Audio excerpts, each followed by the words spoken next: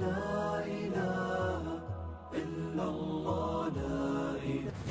الحمد لله وكفى والصلاة والسلام على سيد الرسل وخاتم الأنبياء. أما بعد فأعوذ بالله من الشيطان الرجيم. بسم الله الرحمن الرحيم. لقد جاءكم رسول من أنفسكم عزيز عليه ما عنتم حريص عليكم بالمؤمنين رؤوف رحيم. صدق الله مولانا العظيم. اللهم صل على سيدنا ومولانا محمد وعلى آل سيدنا ومولانا محمد وبارك وسلم.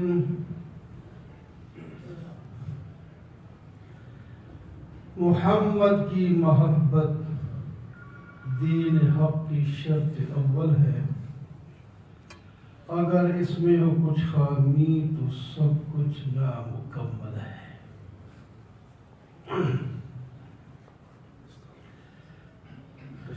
کہ محمد سے وفا تو نے تو ہم تیرے ہیں. یہ جہاں چیز ہے کیا لوح و قلم تیرے ہیں. محترم و معزز سامعین، بزرگوں، دوستوں، عزیزوں،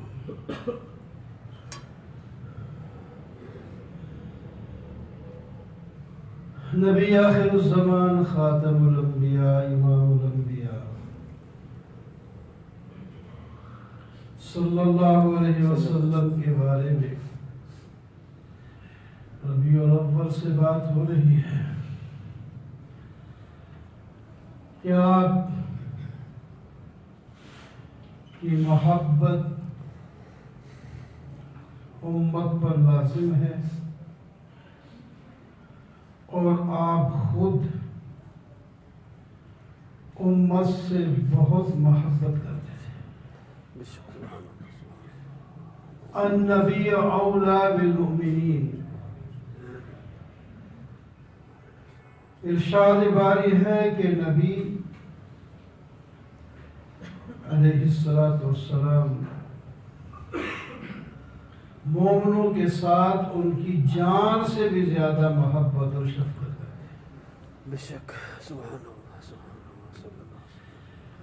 امت جب محبت کرے گی تو اس کے فوائد ہی میں عرض کر رہا تھا. آپ صلی اللہ علیہ وسلم کی محبت میں بڑے فائدے. ایک تو محبت سے اطاعت آسان ہو جاتی ہے اور یہی مقصد ہے نبی کے بھیجنے کا کہ اس کی اطاعت کی جائے اور نبی کے راستے پر چل کر اللہ تعالی کے ساتھ تعلق جوڑا جائے اور اس کے انعام میں انسان جنت میں داخل ہوتا ہے، جہنم سے بچ جاتا ہے. اس کی ہمیشہ کی زندگی آنے والی آرام والی ہو جاتی ہے، مزے والی ہو جاتی ہے. اطاعت ہی دین ہے، اطاعت رسول ہی دین ہے. ہر کام میں اطاعت کریں اور محبت سے اطاعت آسان ہوتی ہے. آپ کسی سے بھی محبت کریں دنیا میں، اپنے استاد سے، اپنے پیر سے، اپنے والد سے، اپنے بھائی سے، کسی اور بزرگ سے، تو آپ نے بہت سے لوگوں کو دیکھا ہوگا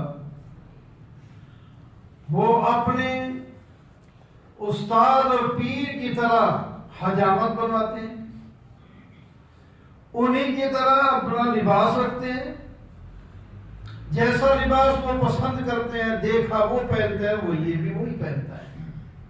یہ محبت کی علامت ہوتی ہے، اور اس میں نجات ہے، کامیابی ہے۔ اپنے رسول کی نقل کرنا، آپ کی بات پر عمل کرنا، جو اخلاص کے ساتھ کرے گا تو اس کے تو درجے بہت ہی اونچے ہوں گے، اور جو مذاق کے طور پر کرے فائدہ اس کو بھی ہو جاتا ہے۔ وہ مشہور ہے نا موسیٰ علیہ السلام کہ ایک شخص نقل اتارا کرتا تھا،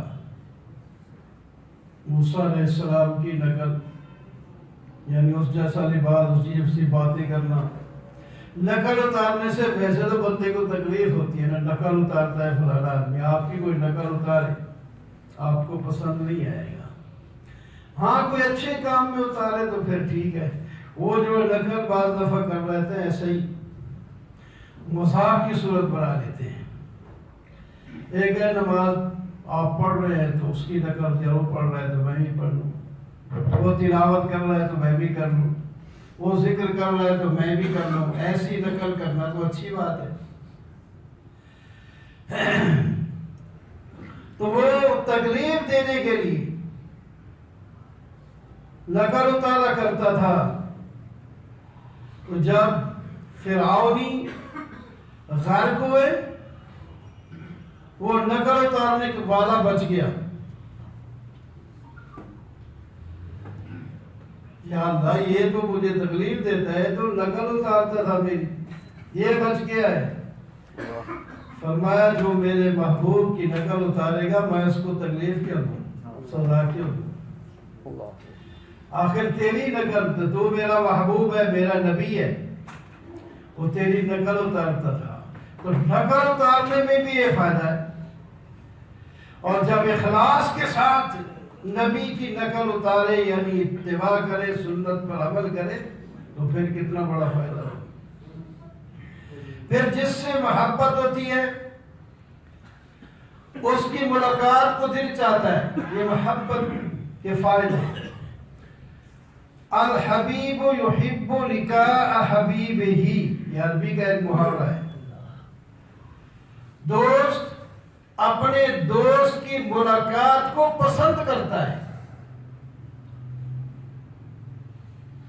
تو نبی کی ملاقات علیہ السلام آپ کی سنت کی اتباع میں ہے۔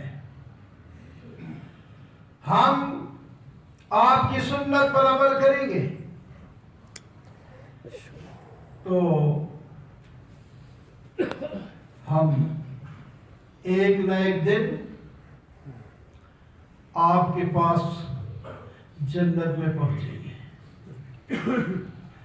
اور یہ بھی بہت ممکن ہے کہ آپ کو دنیا میں بھی، کیونکہ آپ تو دنیا سے تشریف لے گئے ہیں، لیکن خواب میں تو زیارت پھر بھی ہو سکتی ہے۔ کچھ لوگ ایسے ہیں جن کو روزانہ بھی اللہ نبی علیہ السلام کی زیارت ہو جاتی ہے، اور زیارت خواب میں تو اللہ کی بھی ہو سکتی ہے۔ خواب میں تو زیارت اللہ کی دنیا میں ہو سکتی ہے، لیکن بیداری میں صرف جنت میں ہوگی، دنیا میں نہیں ہو سکتی۔ جب آپ دنیا میں تھے تو آپ کی زیارت و بیداری میں سب لوگ کرتے تھے، آپ کی اتباع کرتے تھے، لیکن اللہ کی زیارت دنیا میں اس طرح کھلے بندوں نہیں ہو سکتی۔ جنت میں اللہ تعالیٰ طاقت پیدا کریں گے، پھر اپنی شان کے مطابق کوئی ایسی تجلی دکھائیں گے، ہمیں یقین ہو جائے گا کہ یہ اللہ تعالیٰ کی زیارت ہو گئی، اور اس زیارت میں جو مزہ آئے گا جنت کی اور نعمت میں اتنا مزہ نہیں آئے گا۔ آپ کی محبت، اللہ کی محبت، اب بھی اللہ کی یہاں محبت ہو نا، سارے کام آسان ہو جائیں گے۔ اللہ کی محبت، اللہ کے رسول کی محبت، یہی تو محبت ہے، سب آسان ہو جائیں گے۔ تو بہرحال نبی کی محبت سے آپ کی ملاقات کا شوق ہوگا، اور جب ملاقات کا شوق ہوگا اس کی راہ سنت پر عمل کرنا ہے۔ سنت پر عمل کریں گے تو ضرور ملاقات ہوگی. پھر کھانا سنت کے مطابق، پینا سنت کے مطابق، پہننا سنت کے مطابق، میل جول آپس میں سنت کے مطابق، ہمسائے کا حقوق سنت کے مطابق ادا کریں گے، والدین کے حقوق آپ کی فرمان کے مطابق ادا کریں گے، بیوی کے حقوق، خاوند کے حقوق، بچوں کے حقوق، یہ سارے ادا ہو جائیں گے، آسانی سے ہو جائیں گے. ایک تو ویسے بچوں سے محبت، والدین وغیرہ سے محبت ہوتی ہے، لیکن ساتھ یہ سنت سمجھ کر کہ آپ صلی اللہ علیہ وسلم نے ہمیں حکم دیا اپنے والد پر، اپنے والدین پر جب شفقت سے نظر ڈالو گے تو تمہیں ایک حج عمرے کا ثواب ملے گا. وہ خوش قسمت ہے جن کے والدین زندہ ہیں، بیمار ہیں تب بھی جائے صرف ایک نظر دیکھ لیں محبت کے ساتھ، مقبول حج کا ثواب مل جائے گا. اور یہ مقبول حج، باقی جو ہم فرض حج کرتے ہیں یا نفل حج کرتے ہیں اس میں کئی غلطیاں بھی ہو سکتی ہیں، کبھی قبول ہوتا ہے کبھی نہیں ہوتا، لیکن یہ قبول ضرور ہوگا. انسان کو چاہیے کہ جس کے والدین زندہ ہوں، ادھر سے ادھر سے جب آئے پہلے بچوں کی طرف جیسا جاتا ہے کہ والدین کو جا کر ذرا ایک دفعہ بڑی محبت سے دیکھ تو لے، پھر اس سے پوچھے گا، کوئی حال پوچھے، کوئی ضرورت پوری کرے تو اس کا ثواب اور الگ ملے گا. کیا چاہیے؟ یا خود انسان سمجھتا ہے کہ اس وقت والدین کو کیا ضرورت ہے، کھانے کی ضرورت ہے، پینے کی ضرورت ہے، کہیں لے جانے کی ضرورت ہے، انسان سمجھتا ہے تو اتنا ثواب ہوگا. سنت پر عمل ہو رہا ہے، اور جب یہ سنت پر والدین کے ساتھ محبت کرے گا تو پھر والدین کی زبان سے دعائیں نکلیں، پھر اس کا بیڑا پار ہو جائے گا، بیڑا پار ہو جائے گا. والدین کی دعائیں اپنی اولاد کے حق میں جلدی قبول ہوتی ہیں. اس واسطے اپنے والدین کو رنجیدہ نہیں کرنا چاہیے، خوش رکھنا ہے. تو یہ سنت پر عمل کرنے سے یہ سارے کام ہوں گے. اور پھر جس سے محبت ہوتی ہے اس کو یاد رکھنا، اس کا تذکرہ کرنا دل کو پسند ہوتا ہے. جہاں جائیں گے، جہاں بیٹھیں گے، اپنے محبوب کی بات شروع کر دیں، وہ ایسے ہیں، وہ ایسے ہیں، وہ ایسے ہیں. آپ صلی اللہ علیہ وسلم کی سنتوں کا تذکرہ ہوگا اور دوسرے کو بھی اس کا شوق ہوگا کہ ٹھیک ہے یہ سنت ہے تو میں بھی عمل کروں گا. پھر وہ بھی اس کے کہنے پر عمل کرتا ہے تو جہاں اس کو ثواب ہوگا اس سنت پر عمل کرنے کا، اس کہنے والے کو بھی ہوگا، اس کا ثواب بھی کم نہیں ہوگا. تو یاد کرنے کا لوگوں کے سامنے اس طرح آپ کی سنتیں اور آپ کے کمالات کا بیان کرنا ہے. اور جب الگ ہو تو بہترین یاد کرنے کا طریقہ درود شریف پڑھنا ہے. درود پڑھی جائے، درود پڑھی جائے. درود بڑی مقبول عبادت ہے. درود یہ بڑے فضائل آئے ہیں. احادیث کی کتابوں میں مستقل باب ہوتا ہے احادیث کا، مختلف سیری ہوتے ہیں. ہم نے دیکھا درود یاد کر رکھا ہے، وہی بھی پڑھیں تو ٹھیک ہے. اور جتنے بھی اور بھی درود ہیں اس کے اندر لوگوں کے بنائے ہوئے ہیں، وہ بھی پڑھنا جائز ہے، دعا کی چیز ہے، لیکن اس میں خیال رکھنا ہوتا ہے کہیں درمیان میں کوئی غلط بات، کوئی شرکیہ بات نہ ڈال دی ہو. وہ اگر ہے تو پھر ٹھیک نہیں. اس واسطے بہتر یہ ہے کہ جو نبی علیہ السلام نے خود درود ارشاد فرمائے، انہی میں سے بڑے چھوٹے بھی ہیں، بڑے بھی ہیں، ایک دو کلمے کے بھی ہیں، لمبے لمبے درود بھی ہیں، ان کو پڑھیں. اور حدیث پاک میں ہی آتا ہے جب کوئی آدمی درود پڑھتا ہے تو 10 نیکیاں اس کو ملتی ہیں، 10 گناہ اس کے معاف ہو جاتے ہیں. اور 10 درجے اس کے بلند ہو جاتے ہیں۔